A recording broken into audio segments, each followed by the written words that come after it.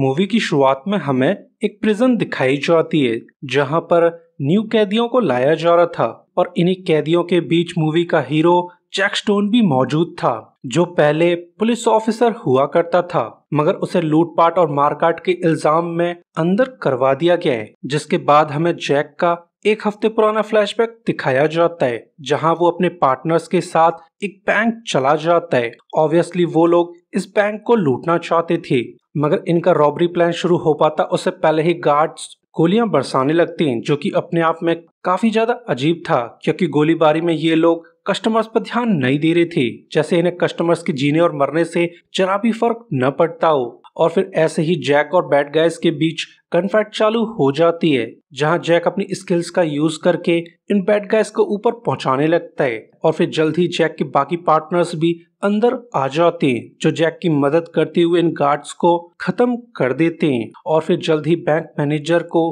Capture कर लिया जाता है जो बंदा असल में काफी ज्यादा फट्टू था जो जरा से डराने धमकाने पर ही वॉल्ट को ओपन कर देता है। मगर जैक पैसे चुराने नहीं आया था, वो तो लॉकर्स को खोलकर फाइल्स चुराने लगता है। साथ ही उसने लॉकर्स में मौजूद पेन ड्राइव और सीडीज को भी चोरी कर लिया था जिन्हें लेकर वो बाहर जाने लगता है। मगर अब तक बैंक के बाहर गुंडे आ चुके थे जो इन लोगों पर अंधाधुंध गोलियां चलाने लगते हैं जिन्हें ये लोग बड़ी आसानी से ठिकाने लगा देते हैं। मगर अब तक पुलिस भी यहाँ आ चुकी थी जो जैक एंड पार्टी पर गोलियां बरसाने लगते हैं जिसमें जैक के दोनों पार्टनर्स मारे जाते हैं। जो सब देखकर जैक को बैड फीलिंग्स आने लगती हैं जो अपनी जान बचाने के लिए यहाँ से भागने लगता है। ऑब्वियसली उसका पीछा किया जाता है मगर जैक काफी ज्यादा चालू था जो पुलिस वालों से बचते हुए एक बिल्डिंग में एंटर कर जाता है जहां पर उसने बड़ी चालाकी से अपने बैग को कचरे के डिब्बे में छुपा दिया था। जिसके बाद वो पुलिस वालों को एक एक करके कूटने लगता है क्योंकि वो इन पुलिस वालों को जान से मारना नहीं चाहता था। मगर उसके निकल पाने से पहले ही एक पुलिस डिटेक्टिव यहाँ आ जाता है जिसकी शक्ल देखते ही जैक की पूरी तरह से सनक जाती है जो फिर बिना कुछ सोचे इस पुलिस वाले को लेकर बिल्डिंग से कूद जाता है जिस फॉल के दौरान वो पुलिस वाला मारा जाता है। मगर जैक की किस्मत काफी अच्छी थी जो इतना ऊपर से गिरने के बावजूद जिंदा बच गया था और इसी तरह जैक का फ्लैशबैक भी एंड हो जाता है। और फिर हमें प्रिजन का सीन दिखाया जाता है जहां पर न्यू प्रिजनर्स की एंट्री कराई जा रही थी तो ग्रीन नाम का गार्ड उसे देखकर खुश होने लगता है क्योंकि वो जैक से काफी ज्यादा नफरत किया करता था। जो बंदा फिर जैक को बुरी तरह से कूटने लगता है ये कहते हुए कि जैक इस प्रिजन का रूलर बालम है, तुम्हें इस प्रिजन में आना नहीं चाहिए था क्योंकि बालम तुम्हें किसी भी हालत में जिंदा नहीं छोड़ेगा। जिस बात पर जैक ध्यान नहीं देता है मगर इनकी बातों से हमें अंदाजा हो जाता है कि बालम और जैक के बीच जानी दुश्मनी है जो एक दूसरे के खून के प्यासे हो चुके थे। जिसके बाद हमें एक प्रिजन सेल दिखाया जाता है जो कि किसी 5 स्टार रूम से भी कई गुना बेहतर था। वेल ये सेल बालम नाम के क्राइम लॉर्ड का है जो कि नाम के लिए प्रिजन में कैद है मगर वो असल में इस प्रिजन को रूल किया करता है। साथ ही उसने इस प्रिजन को अपना अड्डा बना डाला है जहां पर सभी प्रिजनर्स के साथ साथ गार्ड्स भी उसके लिए काम किया करते हैं। यानी ये प्रिजन बालम के लिए सेफेस्ट प्लेस बन चुकी थी जहां वो गवर्नमेंट से छुपकर अपने सभी क्राइम्स को अंजाम दे सकता था। साथ ही उसे 24 घंटे प्रोटेक्शन दी जाती थी। जो सब देखकर हमें ये तो समझ आ जाता है कि जैक इसी बंदे से बदला लेना चाहता है। जिसके बाद जैक को उसके प्रिजन सेल पहुंचा दिया जाता है मगर उसका सेलमेट सिल्वा ये देखकर काफी ज्यादा अपसेट था क्योंकि वो जैक के साथ इन्वॉल्व होकर मरना नहीं चाहता है। वेल प्रिजन के ज्यादातर क्रिमिनल्स को जैक ने ही अंदर करवाया था। जो लोग अब जैक को मारना चाहते हैं तो उसके साथ इन्वॉल्व होकर सिल्वा मरना नहीं चाहता है मगर जैक इस सब पर ध्यान नहीं देता है क्योंकि वो तो बस कैसे भी करके बदला लेना चाहता है। और फिर हमें जैक का फ्लैशबैक दिखाया जाता है जिसे देखकर हमें समझ आ जाता है कि बालम के आदमियों ने जैक के घर पर हमला करवा दिया था जिसमें जैक की बीवी मारी गई थी और इसी वजह से वो बालम से बदला लेना चाहता है। और सिर्फ इसी वजह से उसने बैंक में डांका डाला था क्योंकि लॉकर्स में बालम के खिलाफ एविडेंस मौजूद थे जिनका यूज करके बालम और उसके पॉलिटिकल पार्टनर्स को बर्बाद किया जा सकता है। जिसके बाद हमें प्रेजेंट में सिटी का मॉर्निंग व्यू दिखाया जाता है जहां ट्रिशा नाम की रिपोर्टर को घर के बाहर एक बैग मिल जाता है। वेल ये बैग जैक ने छुपाया होगा जो इस लेडी के थ्रू बालम और उसके क्राइम सिंडिकेट को एक्सपोज करना चाहता है। मगर इतने सारे एविडेंस और इलीगल ट्रांजैक्शन रिकॉर्ड्स को देखकर लेडी काफी ज्यादा डर जाती है क्योंकि वो अकेले इस मैटर को हैंडल नहीं कर सकती थी। वहीं दूसरी तरफ प्रिजन में न्यू कैदियों को बुली किया जा रहा था, मगर जब जैक की बारी आती तब जैक की पूरी तरह से सनक जाती है जो इन बंदों को पूरी तरह से कूट देता है। मगर इस फाइट की वजह से जैक को सोलिटरी प्रिजन में डाल दिया जाता है जहां पर एक तरह का मॉनिटर लगा हुआ था जिसके थ्रू बालम उससे बातें करने लगता है। ऑब्वियसली वो जैक को टॉन्ट करना चाहता है कि जैक तुम काफी लकी हो जो एक पुलिस वाले को मारने के बावजूद जिंदा बच गए हो, मगर तुम्हें इस प्रिजन में आना नहीं चाहिए था और अब तुम्हें भी तुम्हारी वाइफ की तरह ब्रूटली मारा जाएगा, मगर तुम्हारी मौत को आसान बनाया जा सकता है अगर तुम मुझे बता दो कि तुमने मेरी बैंक में टांका क्यों डाला था और तुमने मेरे लॉकर से आखिर क्या चुराया है। जो बालम की बातों पर जरा भी ध्यान नहीं देता है। वहीं दूसरी तरफ ट्रिशा ने उन एविडेंस को स्टडी करना चालू कर दिया था, मगर उसे अभी तक समझ नहीं आ रहा था कि बालम और जैक का आखिर क्या कनेक्शन है, क्योंकि अब तक मीडिया में खबर फैल चुकी थी कि ex cop Jack Russian mobster बालम के लिए काम करता आ रहा है। ऑब्वियसली जैक को डिफेम किया जा रहा था ताकि उसे कोई भी प्रोटेक्ट न कर पाए। वहीं दूसरी तरफ प्रिजन गार्ड सिक्योरिटी कैमरास की सेटिंग्स को चेंज करने लगते हैं। ऑब्वियसली वो जैक के सेल में होने वाली एक्टिविटीज को हाइड करना चाहते थे, जिस बात का अंदाजा जैक को भी लग चुका था क्योंकि उसके सेल में कुछ बैड गाइज घुस गए थे जो ऑब्वियसली जैक को मारना चाहते हैं। जो बात समझ आते ही जैक की पूरी तरह से सनक जाती है जो इन बैड गाइज को बुरी तरह से कूटने लगता है। जिसके बाद हमें अगले दिन का सीन दिखाया जाता है जहां पर लेडी डिस्ट्रिक्ट अटॉर्नी जॉनसन से मिलने चली जाती है, मगर डीए का बॉडीगार्ड उसे मिलने देना नहीं चाहता था जो बात ट्रिशा को जरा भी पसंद नहीं आती है। तो वो मौका देखकर डिस्ट्रिक्ट अटॉर्नी को रास्ते में ही रोक लेती है। ऑब्वियसली वो बिना अपॉइंटमेंट के मिलना चाहती थी, जहां वो डिस्ट्रिक्ट अटॉर्नी को एविडेंस के बारे में बताना चालू कर देती है। जो बात जानकर डीए काफी ज्यादा सरप्राइज था कि इस लेडी के पास बालम के खिलाफ एविडेंस कैसे आई, मगर वो इन बातों पर भरोसा करने से पहले एविडेंस देखना चाहता है। जो बात ट्रिशा को हजम नहीं हो पाती है तो वो चुपचाप यहाँ से निकल जाती है। ऑब्वियसली उसे डीए पर शक होने लगा था, जिसके बाद हमें विलियम नाम का जेनेटर दिखाया जाता है जो कि इस प्रिजन के चप्पे चप्पे से वाकिफ था। तो जैक उससे मिलकर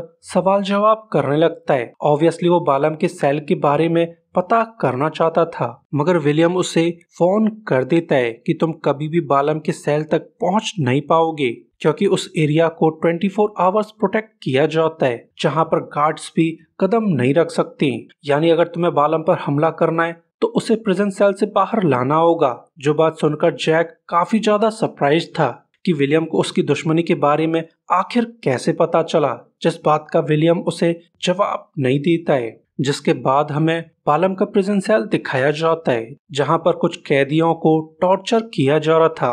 वेल ये वो कैदी हैं जो बालम के ऑर्डर्स पर जैक को मारना चाहते थे, मगर अब वो अपने काम में नाकामयाब हो चुके थे। जो नाकामयाबी बालम को पसंद नहीं आती है तो वो इन प्रिजनर्स को अच्छे से कूटने लगता है। वैसे इन कैदियों में एलेना नाम की लेडी भी मौजूद थी जिसने बालम की गर्लफ्रेंड कैथरीन को अच्छे से कूट दिया था। जो बात बालम को जरा भी पसंद नहीं आती है तो वो एलेना को धमकी देने लगता है कि अगर तुम जिंदा रहना चाहती हो तो कैथरीन से दूर रहो वरना तुम्हें बहुत बुरी मौत मारा जाएगा। मगर एलेना इस सब पर ध्यान नहीं देती है। जिसके बाद बालम जैक के सर पर 1 लाख की बाउंटी रख देता है जहां प्रिजन के सभी गार्ड्स और प्रिजनर्स जैक को मारने वाले थे क्योंकि सभी लोग $1 लाख कमाना चाहते। जिस बात का पता चलते ही विलियम जैक को इन्फॉर्म कर देता है कि अब तुम बहुत बड़ी मुसीबत में फंस चुके हो क्योंकि बालम ने तुम्हारे सर पर 1 लाख की बाउंटी रख दी है जिसे कमाने के लिए तुम पर हमले किए जाने।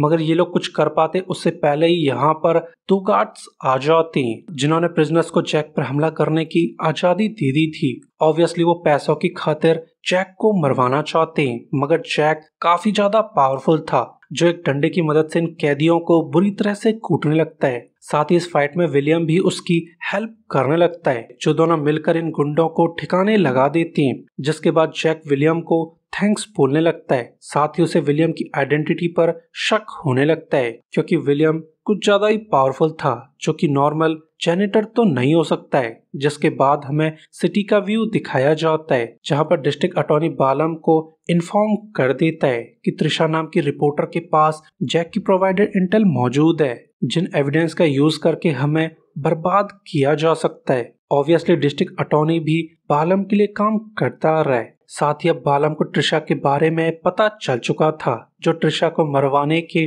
ऑर्डर्स दे देता है। वहीं अब ट्रिशा को बैड फीलिंग्स आने लगी थी, जैसे उस पर नजर रखी जा रही हो। तो वो जल्दी से अपने घर लौट आती है, जहां पर उसकी दोस्त एलिसन मौजूद थी, जहां वो एलिसन को बालम के बारे में बताते हुए सारा माजरा क्लियर कर देती है, जो सारा माजरा जानने के बाद उसकी हेल्प करने के लिए राजी हो जाती है। मगर ये लोग सबसे पहले इस बात का पता लगाना चाहते थे कि आखिर जैक ने उस कॉप का खून क्यों किया था, जिसका पता लगाने के लिए लेडी जैक से मिलने चली जाती है, जहां जैक उसे इन्फॉर्म कर देता है कि कुछ समय पहले मुझे बालम के खिलाफ एविडेंस मिल चुके थे, मगर मैं उसके खिलाफ एक्शन ले पाता उससे पहले ही हमारे घर पर हमला करवा दिया गया था। एंड सरप्राइजिंगली इस हमले में मेरा पार्टनर भी मौजूद था। ऑब्वियसली मेरा पार्टनर बालम के लिए काम किया करता था, जिसने बालम के ऑर्डर्स पर मेरी वाइफ का खून कर दिया था, जिसके लिए मैं उसे कभी भी माफ नहीं कर सकता हूँ। जो सब जानकर ट्रिशा को भी समझ आ जाता है कि जैक एक ईमानदार पुलिस वाला था,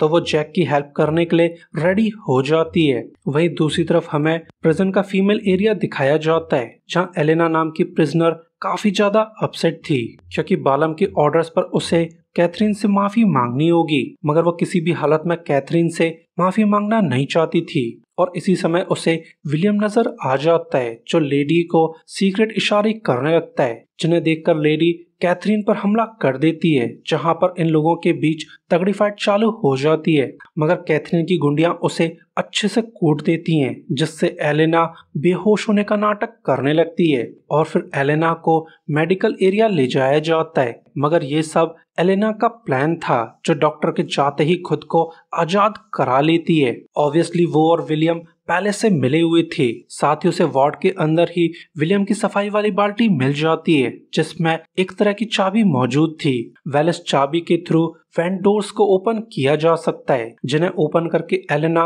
वेंट में एंटर कर जाती है। ऑब्वियसली एलेना वेंट के थ्रू सिक्योरिटी रूम ढूंढना चाहती थी, क्योंकि सिक्योरिटी रूम में प्रिजन का मैप लगा हुआ था। और फिर जल्द ही लेडी सिक्योरिटी रूम ढूंढ लेती है, जहां मौजूद मैप को देखकर वो अपने पेट पर ड्राइंग बनाने लगती है। ऑब्वियसली वो उस मैप को कॉपी करना चाहती है। जो काम पूरा करते हुए वो वापस लौटने लगती है, मगर रास्ते में एक नर्स मौजूद थी, जिसका ध्यान विलियम खींच लेता है। ऑब्वियसली वो इस काम में एलेना की मदद करता आ रहा है। वेल विलियम और एलेना FBI एजेंट्स हैं, जो यहाँ पर अंडरकवर रहकर बालम को एक्सपोज करना चाहते हैं, जिस बात का अंदाजा जैक को भी हो चुका था, जो विलियम को वार्न करने लगता है कि तुम जो चाहे वो कर सकते हो, मगर तुम मेरे रास्ते में आए तो मैं तुम्हें बालम के साथ ऊपर पहुंचा दूंगा। जिस पर विलियम उसे भरोसा दिलाने लगता है कि तुम्हारी तरह हम भी बालम को खत्म करना चाहते हैं। मगर इनकी बातें पूरी हो पाती उससे पहले ही जैक पर हमला हो जाता है, जहां बालम के आदमी उसे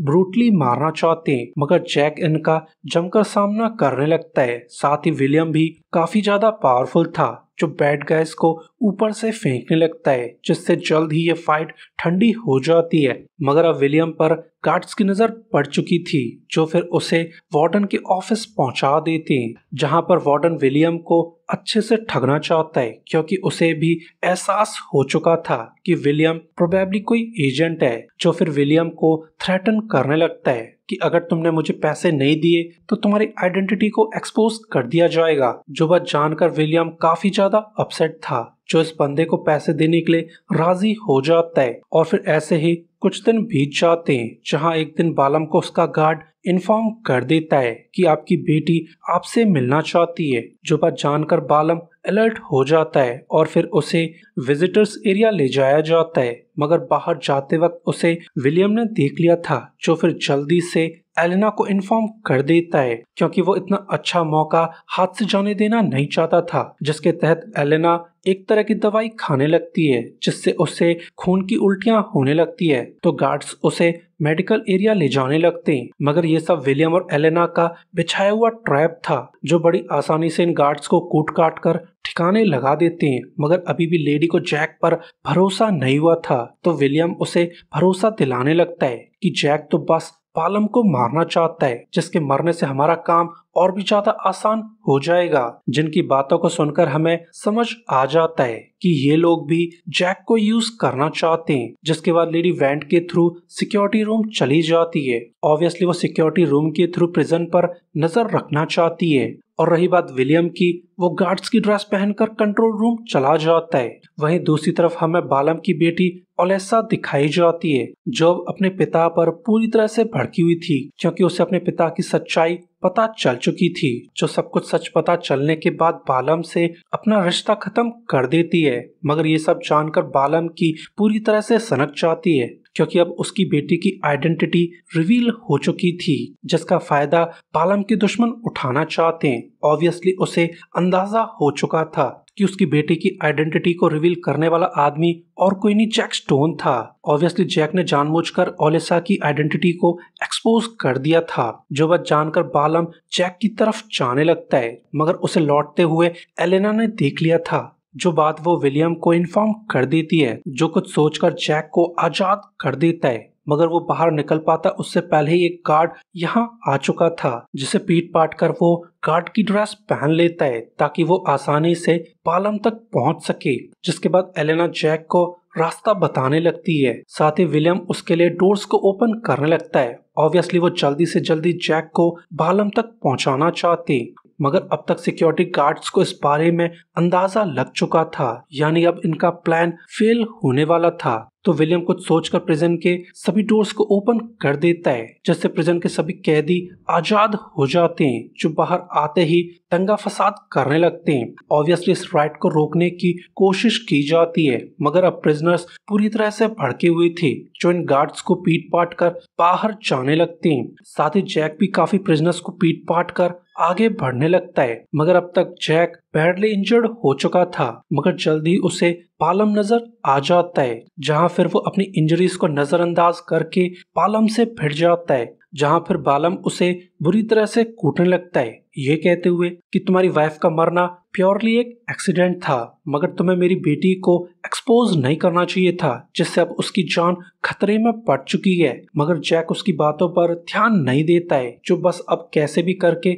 बदला लेना चाहता है। मगर अब जैक बुरी तरह से पिट चुका था, जिसे अपनी वाइफ के फ्लैशबैक आने लगते हैं, जिससे जैक का दिल नफरत से भर जाता है और फिर वो पूरी ताकत के साथ बालम पर हमला करने लगता है, जहां फिर काफी तगड़ी फाइट होने के बाद वो बालम को मारने में कामयाब हो जाता है। यानी अब जैक का बदला पूरा हो चुका था। और ऐसा ही हाल कुछ विलियम का भी था, क्योंकि उससे रास्ते में विलियम और गार्ड्स मिल चुके थे, जो विलियम को कैप्चर करके इंटेरोगेट करना चाहते थे। मगर विलियम बड़ी आसानी से इन गार्ड्स को ऊपर पहुंचा देता है। साथ ही उसने वार्डन की बुरी हालत कर दी थी। यानी अब इस प्रिजन का करप्शन खत्म हो चुका था, और यही सब करने के लिए तो FBI एजेंट्स को भेजा गया था। जिसके बाद जैक छुपते छुपाते बाहर जाने लगता है, मगर बाहर जाते वक्त विलियम उसे अरेस्ट कर लेता है, जो सब देखकर जैक काफी ज्यादा कंफ्यूज था। जिस पर विलियम उसे क्लियर कर देता है कि बालम ने कुछ साल पहले मेरे पार्टनर का खून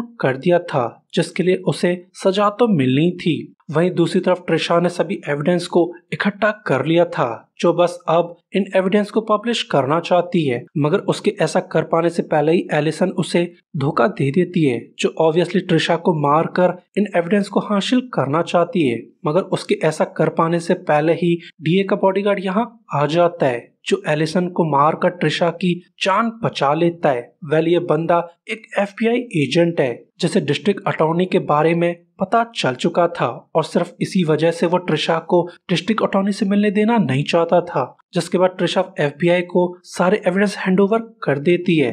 तो FBI एविडेंस के बेसिस पर DA को अरेस्ट कर लेती है। साथ ही बालम के सभी पॉलिटिकल पार्टनर्स को भी अरेस्ट कर लिया जाता है। यानी अब बालम का क्राइम सिंडिकेट पूरी तरह से खत्म हो चुका था, और इसी के साथ ये मूवी एंड हो जाती है। सो गाइस, वीडियो के लिए लाइक और सब्सक्राइब कर दीजिए ताकि हमें आपका सपोर्ट मिलता रहे।